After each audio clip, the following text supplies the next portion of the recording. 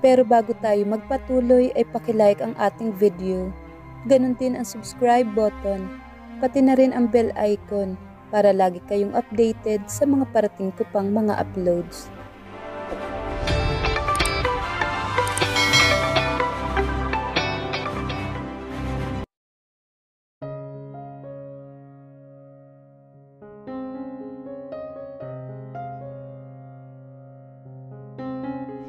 He woke up in a different room, with the smell of fresh morning greeting his senses.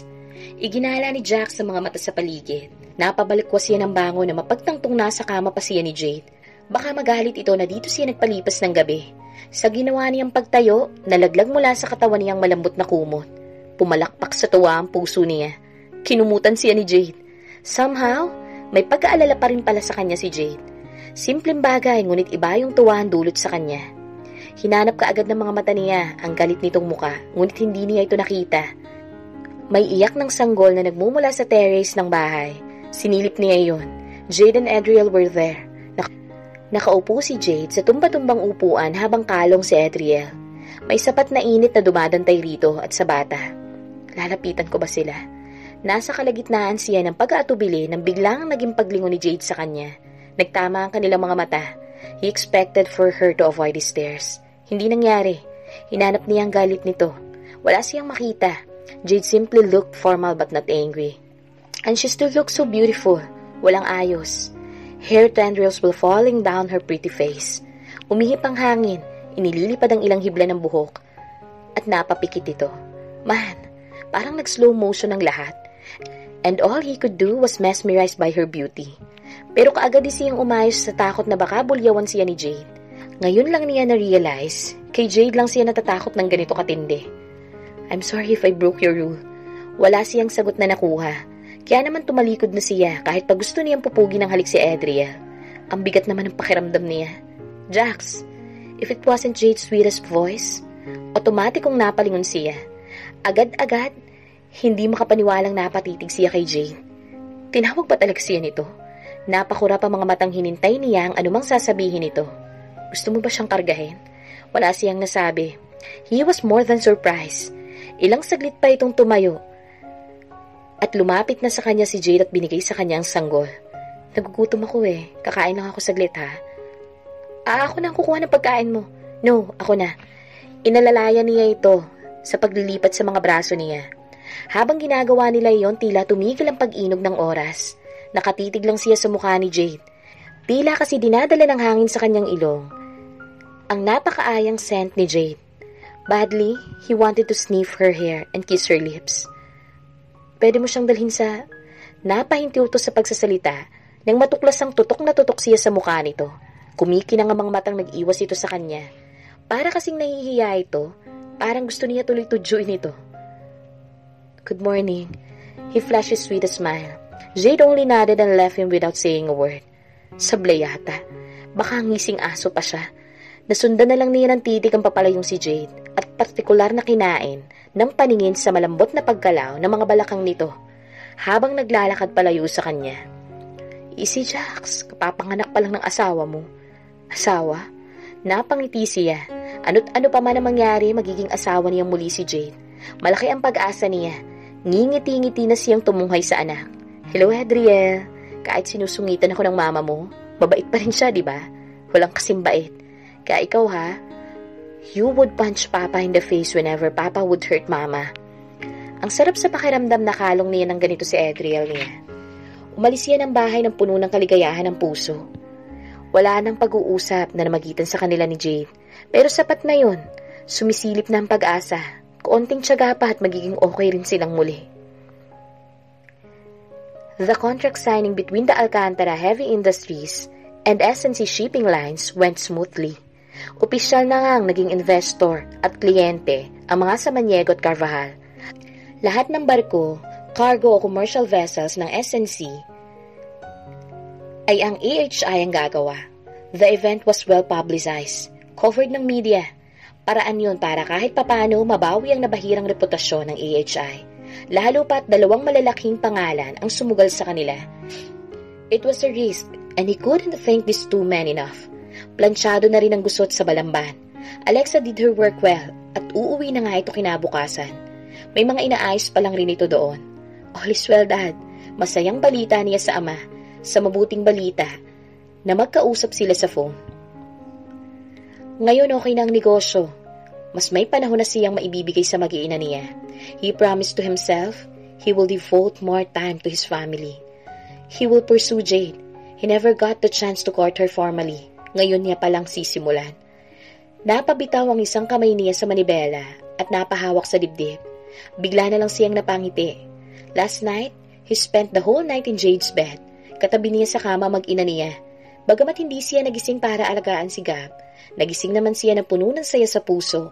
Paano ba naman? May kumot nang nakatabing sa katawan niya. Jade was concerned about him. Simpleng bagay lang yun pero napapalitaw na ng ngiti sa mga mukha niya. Pero higit na nagpapasaya sa kanya ay ang katotohanan na hinayaan siya ni Jade na kargahin na si Baby Adriel. Hindi natakas. Parang sasabog ang puso niya sa tuwa. Labis-labis na kaligayahan. Slowly, things had been put in order and he couldn't wait to go home and be with his family again. Napatingin siya sa paligid. Parang nakikiayon sa kanyang panahon. Mamaya, maaga siyang lalabas ng opisina. Pakikiusapan niya si Jade na payagan sila ni Jenny na mag-picnic sa bakuran. If he's lucky enough, baka mapapayag niya rin si Jade. Ililiko na sana niya sa sasakyan na makatanggap siya ng tawag mula kay Dexter. Is your mother from Ilocos? Yes, she's from Lawag. Ang lola ko. Side ng mommy ko, taga ron. Why? Sinilip niya ang sasakyang nasa unahan. Humahanap siya ng tiyempo na maka-overtake upang madali siyang makarating ng opisina. And your mom has a property in Paway. It was not a question. He got more curious. Not that I know about. Sa pagkakaalam niya, hinayaan ng ama niya ang nanay niya kung ano man ang nais nitong gawin. Isa pa may sariling perang ina niya. Mayaman ang angkang pinanggalingan nito. Jax, are you driving? Nangunot ang noon niya sa tanong na iyon. Yes, I'm on my way to the office. Bakit bigla na lang siyang nakaramdam ng panlalamig? Dexter was about to drop a bomb. Nasisense niya yun. Sinisigurado nito na hindi niya ibabangga ang sasakyan sa maaaring malaman. Raul Sarmiento, the man we've been looking for, has been living in Poway for the last few months. Simula nung pinahanap mo siya. Originally, he's from Legazpi, pero matagal nang namamalagi sa Manila, ngunit may pamilya doon. Nakaramdam siya ng bara sa lalamunan. Wala sa sariling inayos niya ang pagkakabuhol ng necktie at tumikhim. Go straight to the point, Dexter. Humugot muna ito ng malalim na buntong hininga bago nagpatuloy. As of the moment, Raul is living in Poway, sa mismong property ng nanay mo. That was definitely a bomb. Sumabog sa dibdib niya at binagyo ang puso niya. Hindi niya alam kung anong gumuhit na emosyon sa kanyang muka. There wasn't any need for elaboration. Nagsusumigaw ang katotohanan na ang kanyang ina at ang taong sila rin sa pagkasira nila ni Jade ay kilala ng nanay niya. This can't get any better, Jax. I am your friend. I suggest na kausapin mo muna ang nanay mo at tanungin. Because the way I see things, this is not merely coincidence. Huwag mo kong bitinin, Dex. Nanahimik ng ilang sandali si Dex. Nahanap ko ang dating kustodya ng building. Mang Nestor ang pangalan at sinasabing kaibigan daw siya ni Jade. Natatandaan niyang lalaking yun. Ito at ang mga staff ng gusali ang masasabing naging kaibigan ni Jade nung nakatira pa sila sa penthouse. Your mother got the lost part of the CCTV. Lost part? I saw the footage, Dex. It was tampered. Sa kabila ng lamig ng buga ng aircon sa loob, matugumpay na tumatagaktak ang pawis sa katawan niya. Naikuyom niya ang mga kamay na nakahawak sa manibela. Hinanap niya ang katotohanan sa lahat ng nangyari. But once the truth poked him on the face, he only got even more hurt. Gusto niyang magwala sa nalaman. Connect the dots, Jax. Naaalala niya ang lahat. Ang nanay at ang lola lang niyang may access sa kondo. His mother was there. At that most unexpected of time. Hindi ugali ng nanay niya ang bumisita sa kanya, pero ito ang unang nandun para sa kluluhan si Jade. Alam na alam ng nanay niya na magkukurmentado siya sa maaaring maratnan sa bahay nila. Pinlano ba ng nanay niya ang lahat? Pero bakit? Parang sinasakal ang puso niya. Isipin pa lang na maaaring ang ina nga niyang may kagagawa ng lahat. Inihahain na ng pagkakataon ng katotohanan. Kinabig niyang bigla ang manibela. May iba pang sinasabi si Dex pero tinanggal na niya ang Bluetooth headset at pinasibadan sa sakyan sa alam niyang kinaroroonan ng ina. She never stayed in their house sa kabila ng katotohanang nagkasakit ang tatay niya. His mother became so elusive. Lagi itong may iniiwasan. God, this was too much to take. He was overcome with too much emotion, disbelief, and anger. But he was still in denial that his mother can do such horrible things. Nirespeto niya ang ina. He loved her mother so much. My God. Binayo niya ang manibela. He couldn't control himself. Magtutuos tayo, Mom. Tanaw na niya ang shop ng nanay niya. Mula sa usual na kinapaparadahan ng nanay niya, ay minaniobra ng kung sino man ang nagmamaneho at papalayo roon. Wala siyang sinayang na sandali at kaagad na sinundan ng ina. What have you been hiding after all these years, Mom? Nawawala ito sa mga importanteng pagkakataon ng buhay niya. Niayon itong silipin ng mga anak niya. Hindi niya inaalisan ng titig ang bumper ng sasakyan ng ina, ngunit sinisiguradong may sapat silang agwat. Surprises of all surprises. His mother was heading to that one place he's always frequented before. What are you doing here? Huminto ang sasakyan ng mommy niya sa harapan ng bahay ng mga Montes. Pinagbuksan kaagad ito ng driver at walang lingong likod na umibis. Naglakad ang kanyang ina, pagkaibis ng sasakyan. Park a few meters away, umibis rin siya at naglakad papalapit sa gate. The last time he was here, nung nagmamakaawa siya at nakikiusap sa mga magulang ni Elisa na papasukin siya para makausap ito. Yun ang pinakahuling pagkakataon. Simula noon na dungisa na rin ang pagkakaibigan ng ina niya at ni Claudette. His mother and Claudia had gone a long way. They were batchmates, sorority sister and friends. Nagkalamat lang ang relasyon ng dalawa nang dahil sa nangyari sa kanila ni Elisa. His knees wobbled. Ang dibdib niya ay mas tumindi ang kabog habang inihahakbang ang mga paa palapit sa gate. Sir Jax? Si Bebing, na halatang nagulat sa nakita niya. May bitbit itong itim na garbage bag. Nanatili pala itong naninilbihan sa mansyon. Manong, papasukin niyo ho siya. Siya ho si Sir Jax. Inutusan nito ang gwardya. Pasok na ho kayo, sir. Nasa lanay po sila. Hindi niya napasalamatan ng babae. Naglalakad siyang hindi maunawaan ang nararamdaman. But one thing is for sure, something sinister will happen today. Imbis na sa main door siya dadaan, sumalisi siya patungo sa hardin. Kabisado pa rin niyang pasikot-sikot sa mansyon. Ang dinadaanan niya ngayon ay bahaging madalas na walang tao. Nagkubli siya sa malalagong halaman. Mula sa kinaroroonan, tanong niya ang dalawang babae. Still, Claudia managed to portray that queenly aura. She stiffly sat on the emperor's chair, opposite of his mother. She appeared so calm and collected, while his mother, on the other hand, looked so anxious. Tila ito nakagawa ng isang krimen at takot na mangungumpisal. Sana lang, Mom. Sana lang hindi ko salarin. Umaasa siya. He was in denial, even the truth was almost slapping him on his face. Hinihintay lang ni Claudia na matapos ang pagsasali ng katulong ng tsaa sa mga tasa ng mga ito. It's been so long, Athena. Maarting pinulot ni Claudia ang tasa nito at sinalya sa kabilang side ang nakalawit na bahagi ng tasa. She sipped her beverage without taking her eyes off his mother. Cat beat your tongue? Inilapag nito ang tasa sa mesa at pinagkrus sa mga binti habang nasa kandungan ng dalawang magkadaop na mga palad. She seemed to be enjoying the scene. The misery that marred his mother's beauty. Ano ba talaga ang tinatago ng dalawang to? I am out for the truth, Claudette. May conviction at tapang na saad ng nanay niya. Matapos ang ilang sandali, na tila pa walang makakabali ng desisyon nito. What truth, Athena?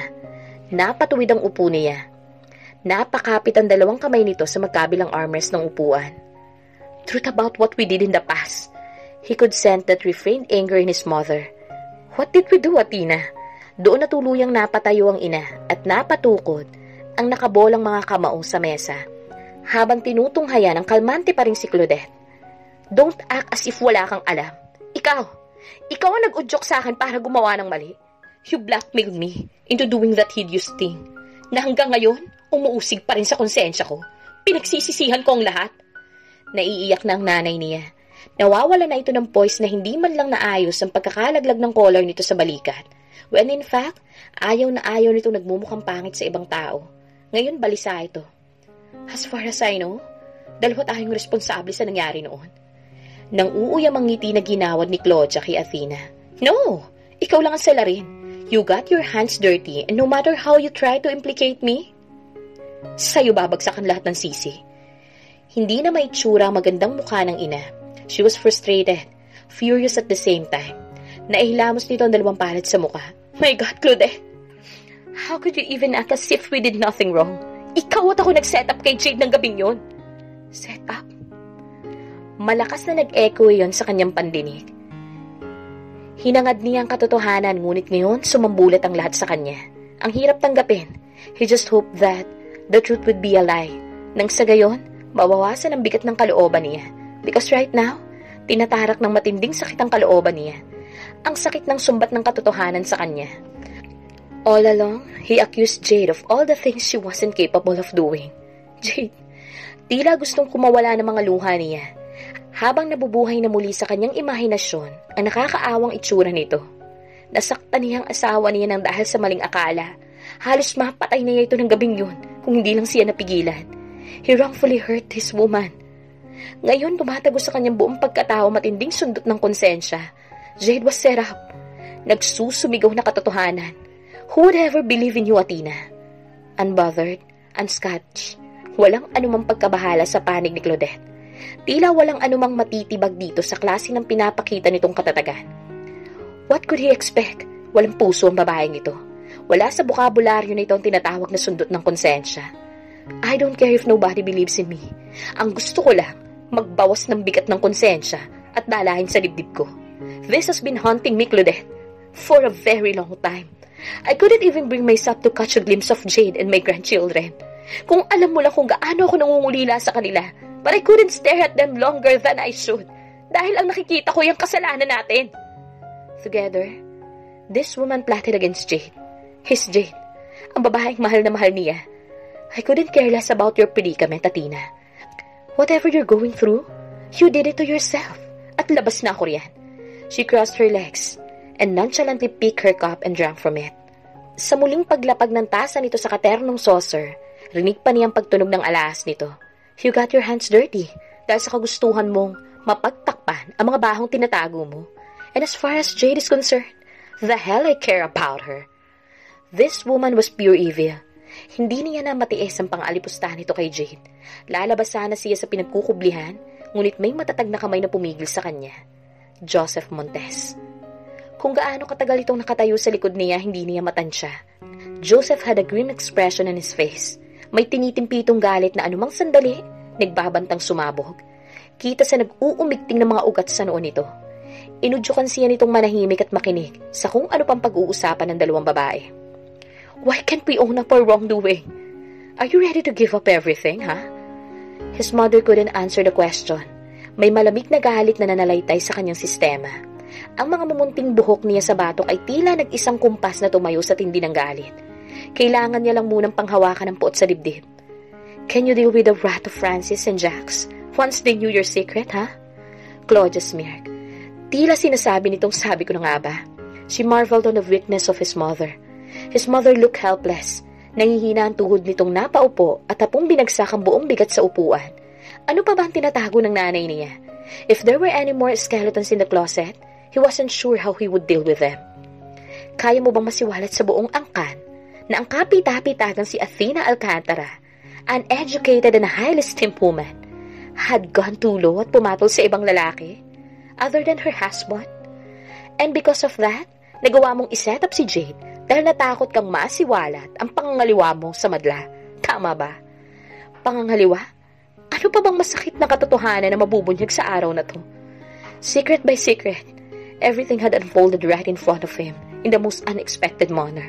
Nahulas ang tabing ng mga nakabaong sikreto at kung anong pagkatao meron ng nanay niya. His mother was an evil and a wicked woman, no doubt. Tanging sarili lang ang iniisip nito. Mahal niya ang kanyang ina. Abot hanggang sukdulan ng respeto niya rito. Pero sa pagkakataong ito, alam niyang hindi kayang salagi ng pagmamahal na iyon ay namumuong galit sa kanyang dibdib. Will you drag your family into a circus? The media will have a feast. Kaya mo bang dumagdag sa krisis ng negosyo niyo ngayon? Claudia was testing his mother's will.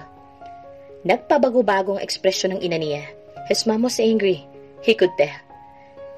You took advantage of me, Claudette. Napatayo si Claudette. No! You did it to yourself. She smirked evilly. Kasalanan ko ba kung tatanga-tanga ka? Nakipagtagpo ka pa talaga sa lalaki mo sa pagkakataong naroon ako. God, He wondered how his father would feel.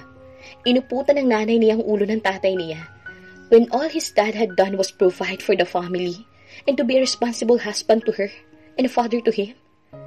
You can confess all you want, but you can never drag me down. You created your own ghost sa Tina. Huwag mo kong idamay the moment na nadadamay ang pangalan ko. Just one command at pagpepiestahan ng buong Pilipinas sa pamilya niyo. Alam mo kung ano pa ang pinangahawakan ko sa iyo. You are a scheming monster. Nanginginig sa galit na akusan ni Athena kay Claudette. Wala ka talagang natitirang awa kay Jade. It was a pity how two formidable women ended up like this just because of insecurity and greed. Mas masahol pa mga ito sa mga kriminal na nagkalat sa lansangan. Bakit ko siya kakaawaan? Rinig niya ang pagbabago ng tempo ng paghinga ni Tito Joseph. Naging marahas ang sunod-sunod na buga ng hangin kumawala rito. His eyes were bloodshot. Tinitimpi nito ang malabulkang galit na pinipilit ibulsa. Nauunawaan niya ang galit nito. Ganun din ang nararamdaman niya. It felt like every tiny vein in his body was about to explode now. Nagkatitigan sila ni Tito Joseph. Nababalot ng dilim ang mukha nito. And in an instant, Joseph was already walking towards Claudette. Kapwa na 402 babae sa biglang pagsulpot nito. Pero kaagad na nakabawi si Claudette. Ang ina niya, tinakasan ng kulay ang magandang muka at nagmistulang nakakita ng multo habang nakatitig sa kanya na napasugod na rin. Jax! It was almost inaudible. Parang hinahalukay sa malalim na bangin. Bumadya kaagad ang hindi maipaliwanag na takot sa mukha ng ina niya. Her hands shook uncontrollably. How could you do this, Claudette? Naagaw ng galit na boses ni Tito Joseph ang bawat nilang atensyon. Hindi na nito nakayanang itago pa ang puot. Husa ayon sumambulat. Joseph was beyond angry. His teeth gritted, fist-balled, and eyes darted his wife as if he was about to murder someone. In just a matter of seconds, pumunit ang tili ni Claudia sa buong kabahayan. Her scream was eerily daunting. Paano ay walang pag-iingat na hinaklit ni Joseph ang asawa sa braso. Halos umangat ito sa marmol na sahig habang mabalasik ang anyo nitong tinunghayan ng asawa. Paano mo nagawa ang bagay na to sa anak ko? Paus ang boses. Halos maiyak na itong kinausap si Claudette. May nangingislap sa gilid ng mga mata nito. Ang hawak nito sa asawa ay mas dumiin pa. Sa maputi nitong balat, siguradong magmamarka ang halos bumabao na ng mga daliri ng lalaki. But it was the least of this man's worry. Walang sino man ang makakasalag sa uri ng galit ni Tito Joseph. Itinakwil ko ang anak ko dahil mas pinili ko kayo. Kahit gustong-gusto kong yakapin din si Jade ng mga panahong yun. Pero hawak mo ako sa liig noon. Hinayaan kong yurakan mo ang pagkatao ng anak ko. Nung mawala siya, there was never a day that I wasn't tormented by that neglect. I choose you. I abandoned my daughter. All because I choose you, punyeta ka! Natigagal man at namimilipit sa sakit mula sa mariing pagkakahawak. Natatakot man sa galit na nakarehistro sa mukha ni Joseph. Claudia remained proud and vindictive.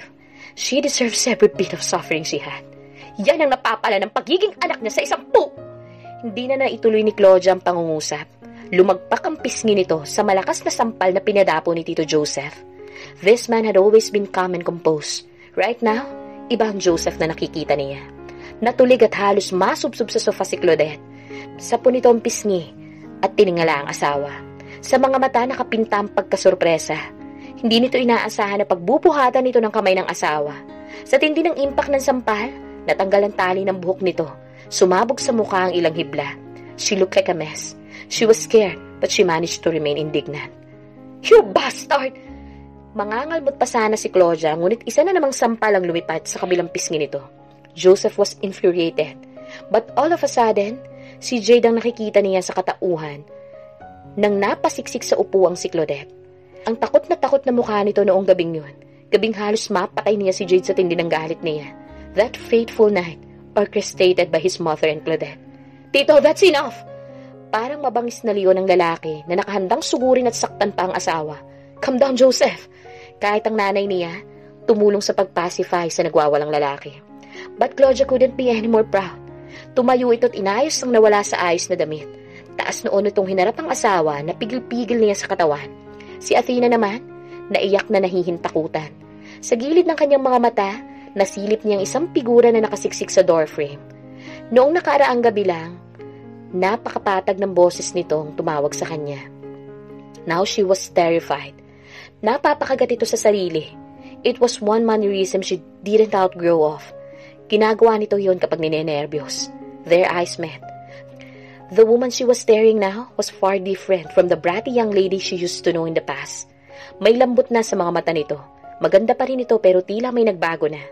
Look at you, Joseph. Dati ka lang sampit sa pamamahay na to. You were just one lucky scholar who was taken by my father under his wings. Kinawa ka naming tao. You were pathetically nobody. Nobody! Sa kabila ng lahat, nagawa mo kaming pagtaksila ng anak mo.